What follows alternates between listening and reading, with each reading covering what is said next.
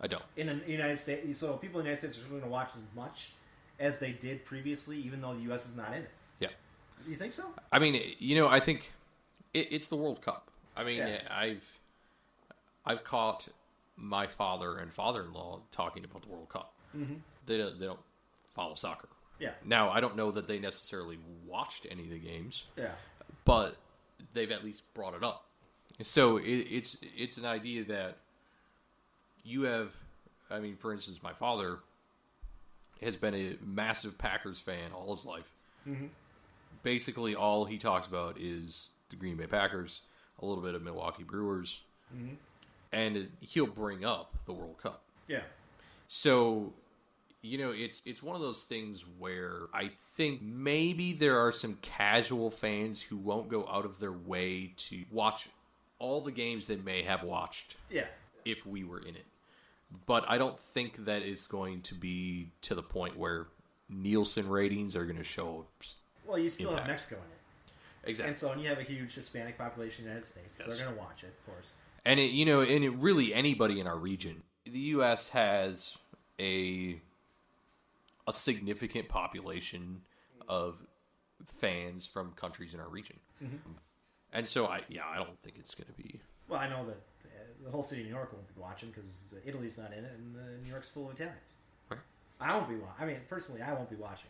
I will be. Yes, I will be. I'm sorry.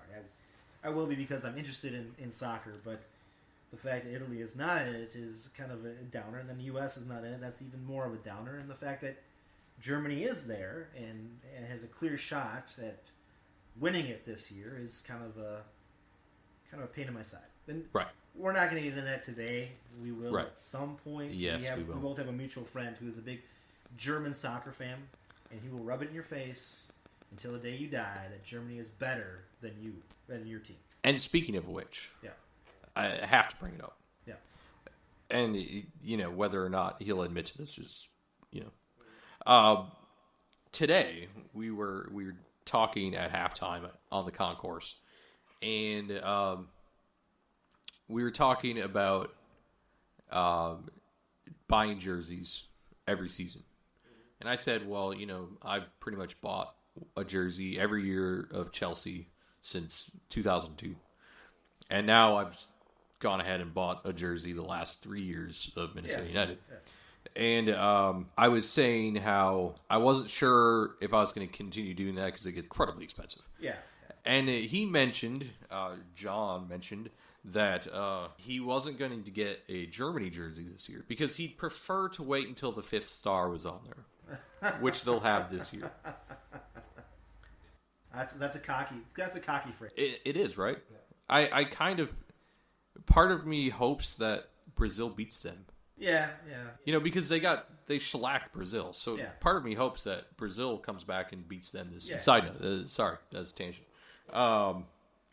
But the other big thing that we have to consider, let's say Nielsen ratings comes through and shows a significant drop off. Mm-hmm. It's in Russia this year. So time slots, we don't even know what they're going to be. No, it could be pretty bad. It could be early mornings. Yeah. You could have that going on. And then in 4 years, it's in Qatar. Or Qatar, sorry. So you're talking about pretty much the same time zones again. Right. You're way east or west if you want to switch it up a little bit. Yeah. But so you're going to have the same issues that you had with the Russian Olympics, where you're going to have time slots that are going to be different, and you're probably you're going to have they're going to play live soccer, but you're also going to have replays of the dang things. Right. And with the information age we're in now, you're going to know who won when you wake up in the morning. Right. Without even, you're going to jump out of bed, and the first thing you're going to see is that, so-and-so country beat so-and-so country, and you go, well, I'm not going to watch it now. Right. Because I saw it already. I mean, I know the score already. Yep. I might tune into it, for a couple minutes to see what's going on. Or I might just watch the highlights on, ESPN or whatever, So, I mean, you just brought up a good point. I don't know if the ratings this year in the United States are going to be that great. Right. And, I remember that when they're in Southampton, where I would actually take time out of my day at work in the morning to catch a few of the games on my phone because the games were in the morning. Yeah.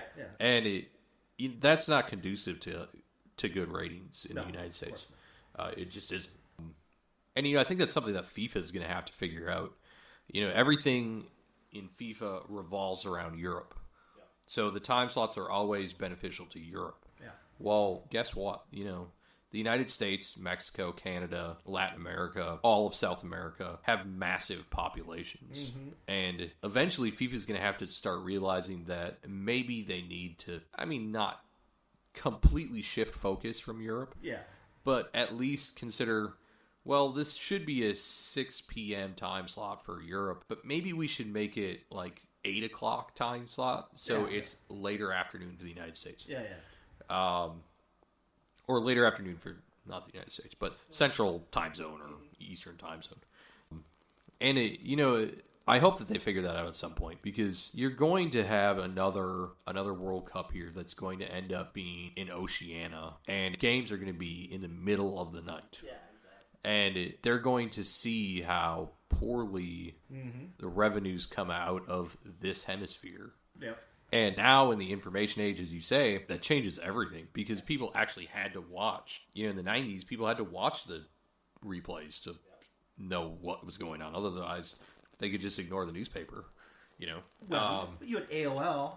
You could log on AOL. It took you 5 minutes to log on, but you can log on AOL if you really wanted those. And, in that 28.8 modem got you somewhere eventually. Yeah. Yeah, it's true. It's a good point. So, I don't know. How did we get on the World Cup? I don't know, man. We started talking about... we started talking about Red Bulls and somehow got on the World Cup. We started talking about the English guy. Oh, yes, because Bradley Wright Phillips. Yeah. I think... So, next week is going to be an incredibly difficult game. If we look at the standings, is a complete shock, by the way. Because Minnesota is in third. Third place. Amazing. Take a snapshot. Yeah. And John pointed out today that it's the first time ever that Minnesota United has had a winning record. That's not surprising, because last year was such a dumpster fire. Yeah. It was a complete... Last year was a complete goat rodeo. I'm telling you. It was... After that first game, I thought they'd come back and be like, okay, we're going to figure some things out. But they never really did. This year... So they started this year, I kind of... The same feeling was they really didn't add anybody in the offseason. They didn't make a big splash. Right. The same guys came back, and I said, well, it's either going to be good or bad. Either good because they lost together and they feel like shit, so they're going to put more effort into it, or they're the same guys from last year and they're not going to get any better, and they are what they are, and that's that.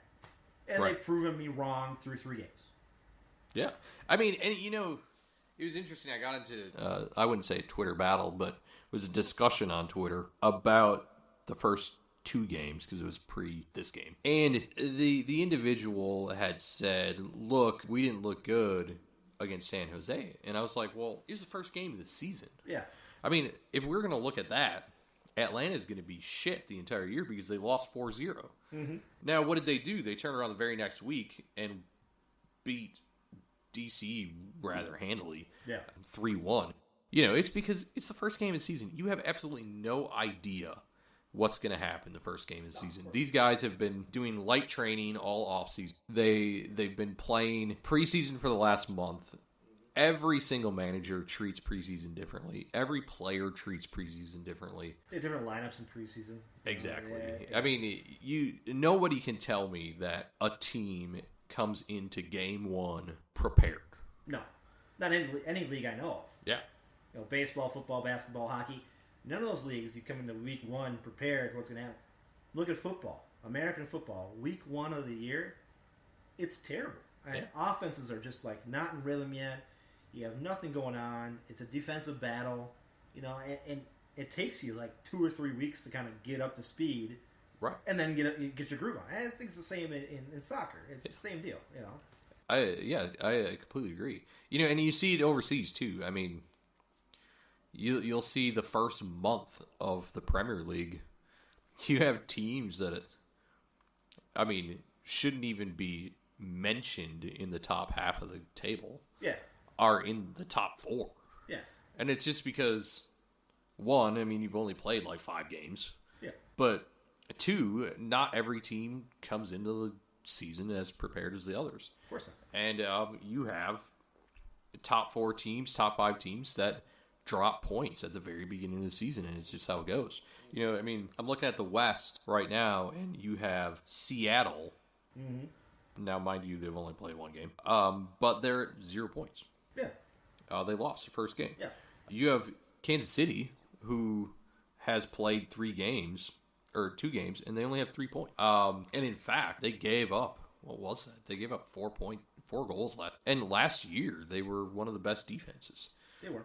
I mean, and it's just the first few games, you can't gauge a whole lot from the first few games. I mean, for instance, last season. Let's talk about last season. First 3 games of last season? So, last season, 5-1 loss at Port.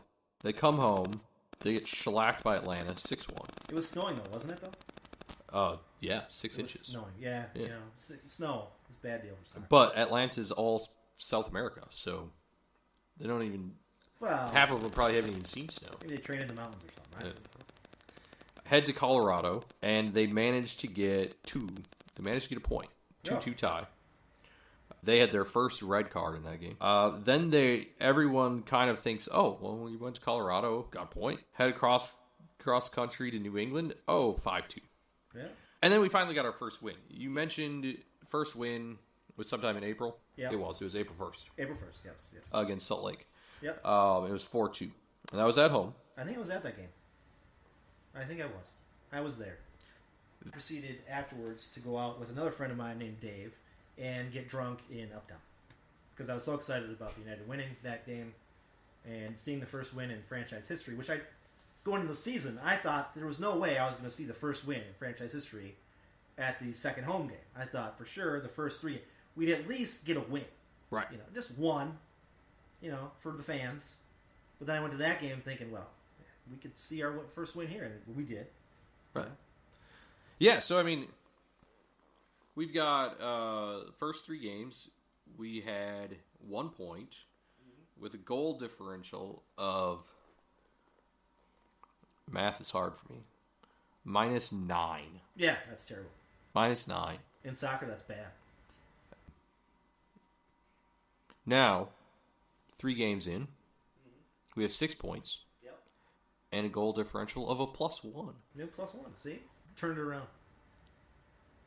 Now, with that said, we have a stretch of very difficult games. Red Bull's not going to be easy. And Atlanta comes to town right after that. Oh, Atlanta. And, now, I suppose maybe we'll be flying high, regardless of the New York result, right? Because obviously we have to vindicate ourselves. We do. Because that was atrocious. Yeah. With that said, some people might say we did vindicate ourselves when we went to Atlanta and gave them their first home loss. Yes. Which was spectacular. But, it's a stretch of hard games. And on top of that, next week is an international weekend. Okay. So we're losing. We lose Ibsen, right? No. Who do we lose next week? Actually. Don't we lose Ibsen next week? I don't think so. We lose for sure Boxall in the back line. Yeah, Boxall, yeah. Because New Zealand plays Canada. Yeah. I don't know if Costa Rica has a game. That would suck. I swear I heard on today's broadcast that we're losing Ibsen next week. And you pair that with Molino, who's out. Yep. For a while. That's 2 big guys in the middle right there. Yeah. And honestly, I don't think, I'm going to go on the record here, our first ever podcast, Kevin Molino will not wear a Minnesota United jersey again. Wow. So that's a big statement. That's a bold statement. It is. And, he's out indefinitely. Yeah. I mean, they've announced that he's not playing the rest of the season. Yeah. So, let's look at our roster. We have, in the midfield, on the left wing, we have Miguel Ibarra, Sam Nicholson, and Pang Up. All on the left wing. Go across the field to the right wing. Pre-last week, we had Ethan Finley and Kevin